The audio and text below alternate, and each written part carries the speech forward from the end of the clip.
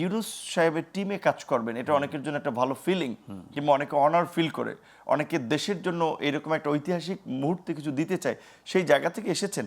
So তাদের চিন্তাভাবনাগুলো আর আমাদের রাজনৈতিক দলের সরকারের চিন্তাভাবনাগুলোর ক্ষেত্রে অনেক ধরনের বিস্তর ফারাক আছে। কারণ রাজনৈতিক দল, সেটা প্রিভিয়াস যে সরকারই হোক না কেন, তাদের ম্যাক্সিমাম প্রজেক্টের পেছনেই আগে তাদের বেনিফিটের কথা চিন্তা করে, যে এই প্রজেক্ট থেকে যার মিনিস্ট্রি তার বেনিফিট কি, সচিবের বেনিফিট কি, চিফ ইঞ্জিনিয়ারের বেনিফিট কি, মন্ত্রীর বেনিফিট কি, পার্টির বেনিফিট কি। তার মানে এগুলো দুর্নীতির চিন্তা পথে করা হয়। গেলেই পরে এইসব নীতি বদলে যায়।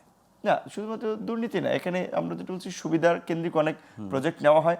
সো এখন নতুন একটা সরকার আসবে, সে পুরনো পলিসিটা ভালো হলেও চিন্তা করতে পারে নতুনভাবে নিলে আবার তার কিছু আপনার এখান থেকে একটা সুবিধা নেওয়ার রাস্তা তৈরি হবে। যেটা তুষার ভাই বলছিলেন যে আগের সরকার রোড শো করেছে, আমরা দুবাইতে দেখলাম, আমেরিকাতে দেখলাম, অনেক জায়গায় দেখলাম। তো এই রোড শো করে কত টাকা যে পাচার করেছে তার তো কিছুটা শিবলি রুবায়তুল ইসলামের নামে আমরা ওসিডিআর থেকে একটা সংবাদে দেখেছি। তো সেই জায়গা থেকে অন্তত এই সরকারের যে ইনিশিয়েটিভটা, সেটা অত্যন্ত ভালো।